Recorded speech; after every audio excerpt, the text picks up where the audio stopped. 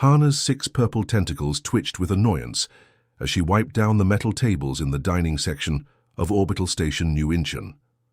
The station floated in the dark space between 3 solar systems, serving travelers from dozens of different planets. Most customers were decent enough. The blue-skinned Zephyrians like herself, the rock-like crystalline beings, even the tall grey Vorthans with their multiple eyes. But humans? Hana had heard too many stories about them. They came from a small blue planet called Earth, and everyone knew humans were violent and crude. They fought wars constantly, destroyed their own cities, and treated each other terribly. Why would they treat aliens any better? Hana had worked on New Incheon for 2 years and had seen enough human families to know they were trouble. They were loud, messy, and always complained about the food. The sliding door to the restaurant section opened with a soft hiss. Hana looked up from her cleaning and saw them immediately, a human family walking toward her section. Her tentacles curled tighter around the cleaning cloth. The father was a medium-height man with dark hair and tired eyes. He wore a simple brown jacket that looked old and worn. On the jacket's sleeve, Hana could see some kind of faded patch with symbols she didn't recognize. The mother was smaller, with shoulder-length black hair and kind eyes that seemed to take in everything around her. She held the hands of 2 young children who looked exactly alike. Twins, Hana realized. The boy and girl couldn't have been more than 8 years old. The family approached her station slowly, looking around at the other diners with curiosity rather than fear. This surprised Hana slightly. Most species were nervous their first time. On New Incheon, but these humans seemed comfortable. "Excuse me," the father said politely, his voice quiet and respectful. "Could we have a table for 4, please?" Hana's tentacles twisted. She glanced around her section and counted 3 completely empty tables. The dinner rush wouldn't start for another hour, so she had plenty of space. But she had made up her mind about humans long ago. "Sorry," she said, not looking directly at the family. "All tables are reserved for distinguished patrons." She gestured vaguely toward the back of the restaurant, near the kitchen area where the waste disposal units hummed loudly. "You can try over there if you want. Kitchen service only." The father, Jinho, she heard the mother call him, simply nodded.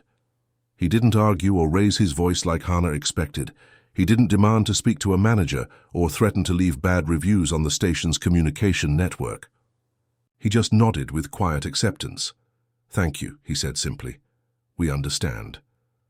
Hana watched as the mother, Minji, took her children's hands and began walking toward the back section. The little girl, Dabin, looked confused. "Why can't we sit at those pretty tables, Mom?" she asked in a small voice. "Sometimes people need time to get to know us," Minji answered gently. "We'll make the best of where we are." The boy, Eon, looked back at Hana with curious eyes, but said nothing. The family settled at a small table near the waste units, where the constant humming made conversation difficult, and the smell of recycled food waste drifted through the air. Hana felt a strange feeling in her stomach as she watched them. The father helped his children onto their chairs with careful patience. The mother smiled at her twins as she opened the menu display, pointing to different items and explaining what each one was. They didn't complain about the noise or the smell. They didn't seem angry about being placed in the worst section of the restaurant. As Hana continued her work, she found herself glancing over at the human family more often than she meant to. The father sat straight in his chair, his hands folded, calmly on the table. There was something about the way he carried himself that reminded Hana of the old Zephyrian war veterans she had known as a child, a quiet strength that came from surviving difficult times. The mother spoke softly to her children, teaching them about the different alien foods on the menu. When Hyun asked about a crystalline dessert, Minji explained how the rock beings created sweet minerals instead of sugar-based treats. When Dabin wondered about Vorthan spice drinks, her mother described how the grey aliens could taste colors that other species couldn't even see. The children listened with wide eyes, asking thoughtful questions and showing genuine interest in learning about other cultures. This wasn't what Hana had expected from human youngsters. She had heard they were wild and rude, caring only about themselves. A server from another section, a young crystalline named Keth, approached their table to take their order. Hana watched as Jinho spoke politely, asking questions about ingredients to make sure nothing would harm his family. Minji thanked Keth several times and asked about his home planet with genuine curiosity. When their food arrived, the family ate, quietly together, sharing bites of different dishes and talking in low voices about their travels. They cleaned up after themselves without being asked and stacked their plates neatly for easy collection. Hana found herself confused. These humans weren't acting like the stories she had heard. They seemed normal, even pleasant. But she pushed those thoughts away. Everyone knew what humans were really like. This family was probably just pretending to be nice. The dinner rush began 2 hours later, and New Incheon's restaurant filled with travelers from across the galaxy. Hana moved between tables, serving meals and drinks to various alien species. But despite her busy schedule, she kept finding her eyes drifting back to the human family in the corner. Little Dabin had pulled out a small electronic pad and was drawing pictures of the different aliens she saw. Her twin brother Hyun sat beside her, quietly watching the other diners with curious eyes. Their parents ate slowly, talking in soft voices about their journey. "Mom, why do the crystalline people eat those glowing rocks?" Dabin asked, pointing to a nearby table, where a family of rock-like beings was sharing a plate of luminescent minerals. Minji smiled at her daughter. "Their bodies are made of different materials than ours. Those minerals give them energy the same way bread gives us energy. Each species has foods that help them stay healthy and strong." "That's so cool," Dabin said, returning to her drawing.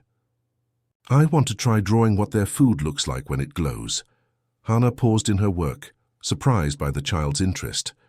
Most young beings were frightened by species that looked very different from them. But this human girl seemed fascinated, rather than scared.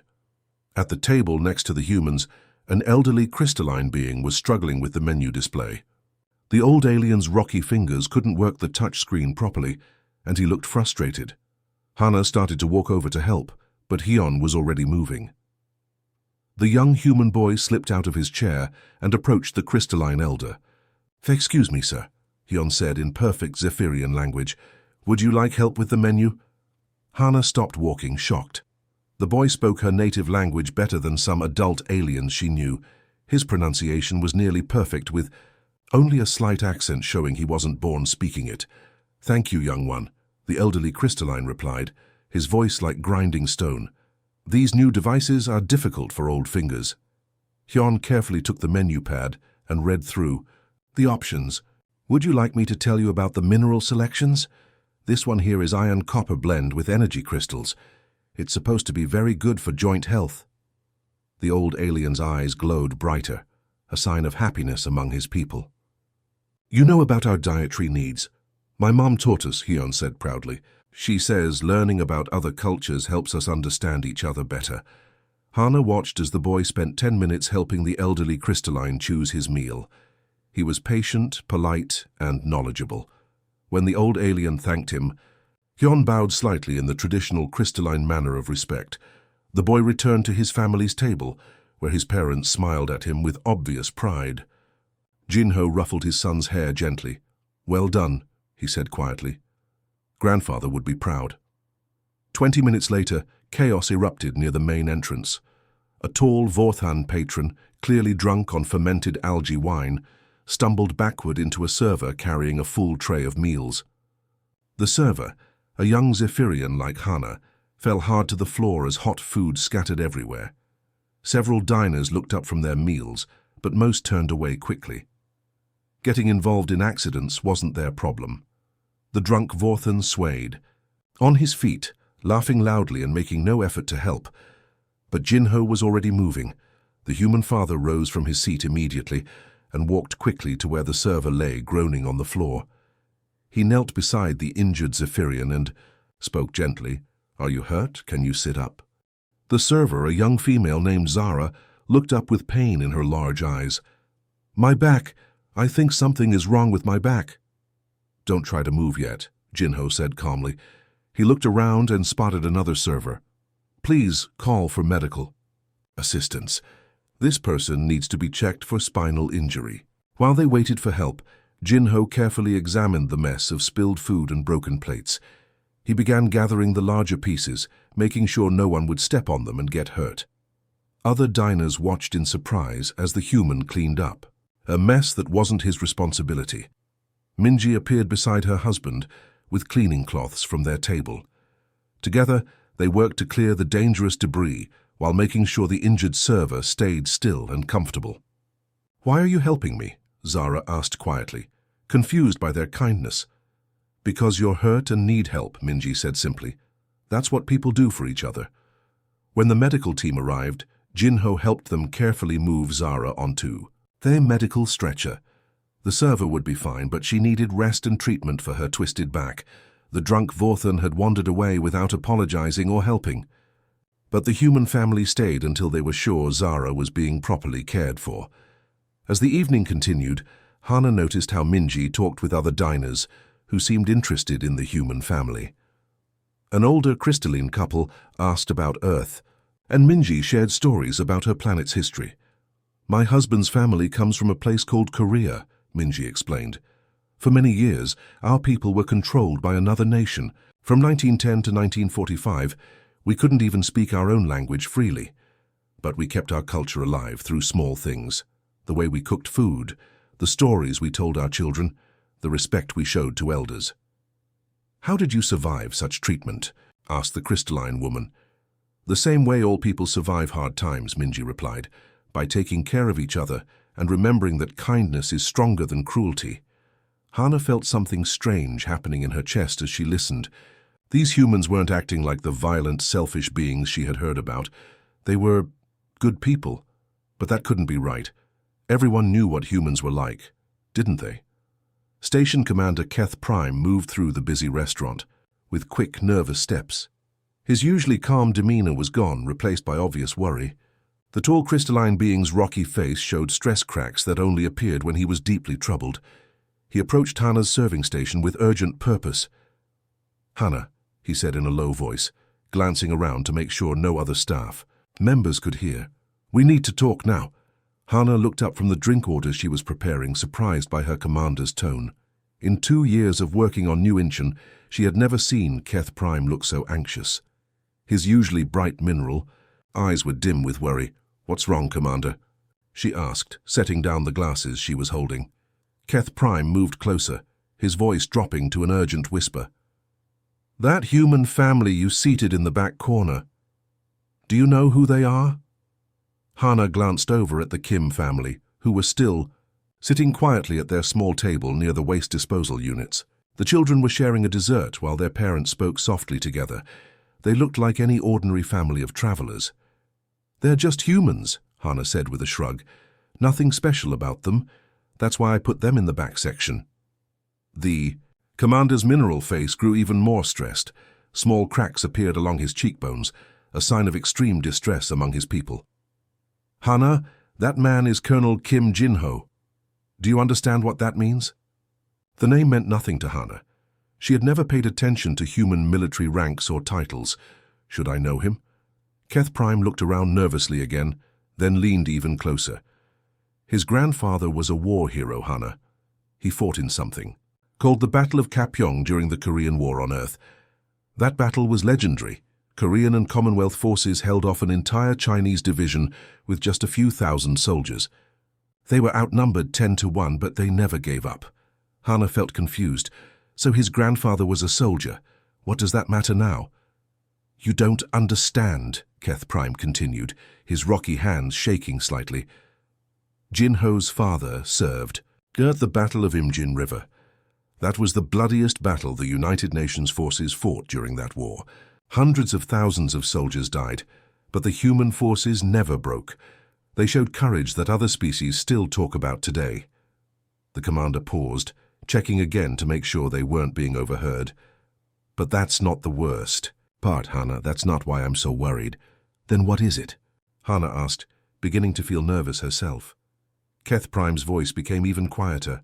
"Colonel Kim Jinho owns this restaurant, Hana. He owns this entire station. He owns the entire New Incheon chain across 40 sectors of space." The words hit Hana like a physical blow. Her tentacles went completely rigid with shock.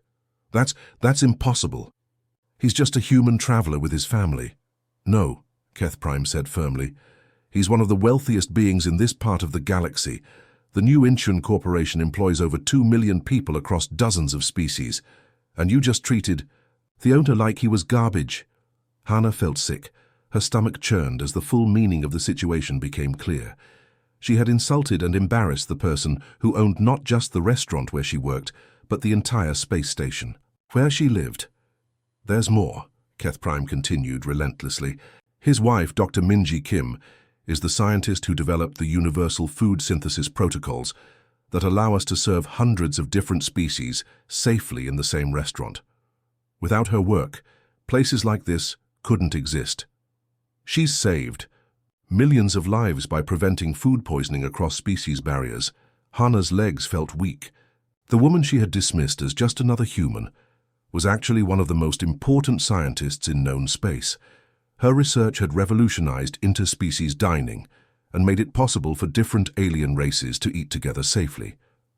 They're here on a surprise inspection, Keth Prime whispered.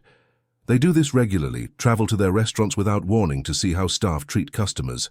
And you put them in the worst section of the restaurant. The full horror of what she had done crashed over Hana like a wave. She had treated the owners of the restaurant with contempt and disrespect. She had judged them based on their species rather than their character. And now they had seen exactly how she behaved when she thought no one important was watching. "What am I going to do?" she asked weakly, her tentacles drooping with despair. "I don't know," Keth Prime admitted. "Colonel Kim could have you fired immediately. He could have you banned from working anywhere in the New Incheon system. He could report your discriminatory behavior to the Galactic Employment Authority." Hana looked over at the family again. Jinho was helping Dabin with something on her drawing pad, while Minji explained the dessert ingredients to Hyun. They looked so normal, so kind. It was impossible to believe they were among the most powerful and influential beings in this sector of space. "Have they said anything?" Hana asked desperately. "Are they angry?" "That's what worries me most," Keth Prime replied. "They haven't complained at all. They just accepted your treatment and made the best of it. That's not normal behavior for people who have been insulted. Most wealthy beings would have demanded to speak to management immediately." "So what does that mean?" "It means they're watching. They're observing how their staff behaves when they think no one important is looking." And Hana... The commander's voice became very serious. "They've seen everything. News traveled fast on a space station. Within an hour, every server, cook, and cleaner on New Incheon knew what had happened. Hana could feel their stares as she moved through the restaurant, trying to continue her work while her world fell apart around her. Zara, the server who had been hurt earlier, limped back from the medical bay with her back wrapped in healing bandages. When she heard the story, her face went pale with shock. "You mean the human who helped me when I was injured? He owns this entire place," she whispered to another server. "Not just this place," replied Keth, the young crystalline who had served the Kim family's table. "He owns 40 restaurant chains across the galaxy, and his wife is the scientist who made it safe for all of us different species to eat together." The kitchen staff gathered in small groups, talking in hushed voices about what they had witnessed. Chef Vorak, a large blue-skinned Vorthan who ran the main kitchen, shook his massive head in disbelief. "I've worked for New Incheon Corporation for 15 years, he rumbled in his deep voice. "Every employee knows the stories about the Kim family. They treat workers better than most species treat their own kind. Fair wages, medical care, respect for all beings, regardless of what planet they come from." A young cleaning robot named Pip rolled up to the group, its electronic voice crackling with worry. "My programming includes the complete employee handbook.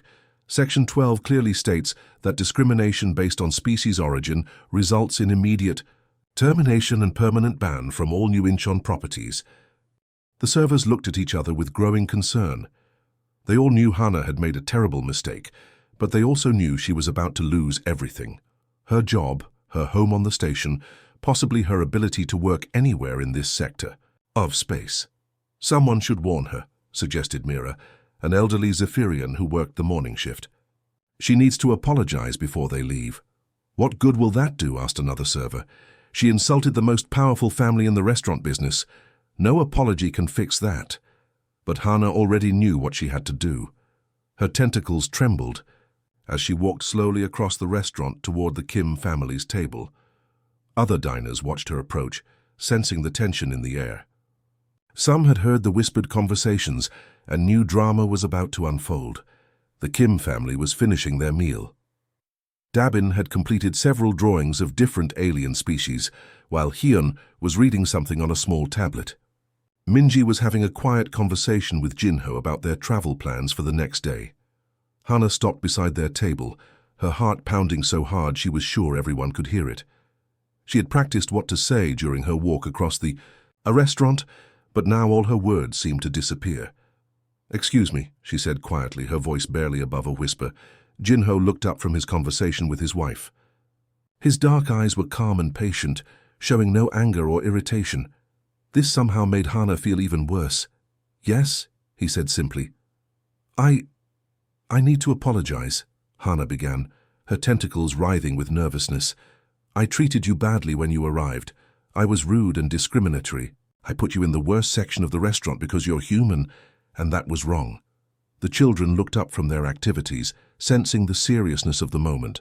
Minji set down her drink and gave Hana her full attention. "I know who you are now," Hana continued, the words tumbling out quickly. "I know you own this restaurant and this station. I know I'm going to be fired and I deserve it. But I wanted to say I'm sorry before that happens." Jinho studied her face for a long moment. Then, to everyone's surprise, he gestured to an empty chair at their table. "Please sit down," he said calmly. Hana hesitated, confused. This wasn't what she had expected. She had thought he would be angry or cold, or would immediately call for security to remove her from the premises. "Sit," Minji added gently. "We'd like to talk with you." Hana carefully lowered herself into the chair, her tentacles coiled tightly with anxiety. The entire restaurant seemed to be watching their table now. Jinho folded his hands on the table and looked directly at Hana. "My grandfather told me many stories about the war on Earth," he began. "One story was about a battle where 650 men from something called the Gloucestershire Regiment faced 10,000 enemy soldiers. They were completely outnumbered and surrounded." Hana listened, not understanding why he was telling her this story. The enemy offered them a chance to surrender," Jinho continued.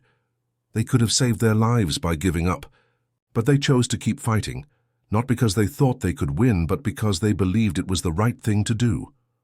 "What happened to them?" Hana asked softly. "Most of them died," Jinho replied. "But their sacrifice gave other soldiers time to escape and regroup. My grandfather said that battle taught him something important about strength." He paused, looking at his children, who were listening intently to the story. He said, "True strength isn't about winning fights or having power over others. True strength is about choosing to do the right thing, even when it's difficult, even when people treat you poorly, even when you're facing impossible odds." Jinho looked back at Hana. "Tonight, you treated my family with prejudice and disrespect. But we've also watched you work for the past 4 hours. We've seen how you care for your customers and how hard you try to do your job well." Hana felt tears forming in her compound eyes. "I don't understand. Aren't you going to fire me?" "That," said Minji gently, "depends on what you choose to do next." The silence at the table stretched for what felt like hours. Hana sat frozen in her chair, waiting for the Kim family to announce her punishment. Around them, the restaurant continued its evening service, but many staff members kept glancing over at their table with worried expressions. Finally, Minji spoke. "Hana, we're going to give you 2 choices. You can resign from your position tonight and leave New Incheon Station. We'll provide you with transportation to any destination you choose and a positive reference letter so you can find work elsewhere." Hana's tentacles drooped. That option meant losing her home and starting over completely on a strange planet where she knew no one. "Or," Jinho continued, "you can stay here and spend the next month learning something new." "Learning what?" Hana asked, confused by this unexpected option. "About humans," Minji replied simply. "About our history, our culture, and why we believe what we believe. You'll work regular shifts, but you'll also spend 2 hours each day studying with our cultural education program. Hana looked back and forth between the two humans, trying to understand. You want me to learn about your species? Why? Jinho smiled for the first time that evening. Because tonight showed us that you acted from ignorance, not from genuine hatred. Ignorance can be fixed with knowledge. Hatred is much harder to change.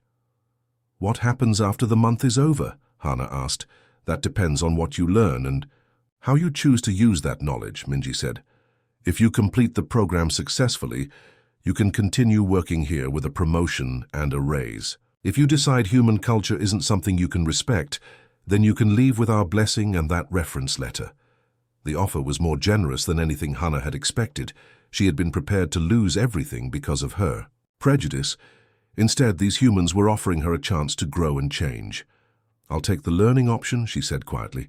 I want to understand. The next morning, Hana reported to a small classroom on the station's education level. Doctor.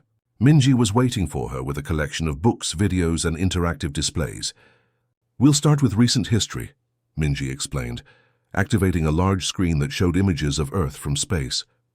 Specifically, we'll learn about the Korean War and how it shaped the values my family brought to space.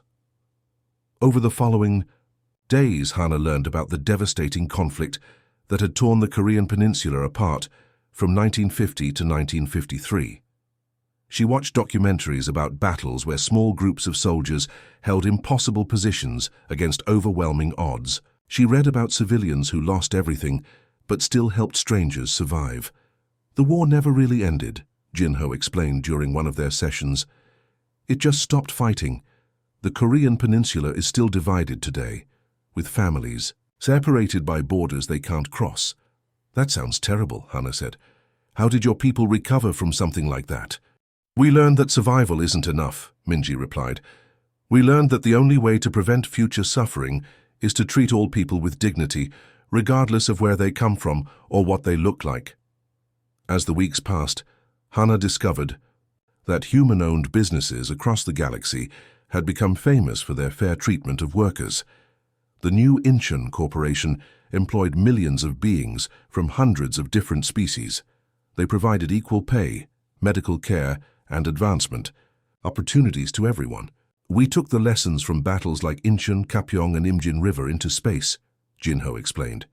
In those battles, soldiers from different countries and cultures fought side by side.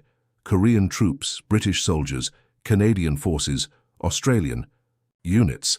They all protected each other regardless of their differences. The war taught us that strength comes from unity, not division, Minji added.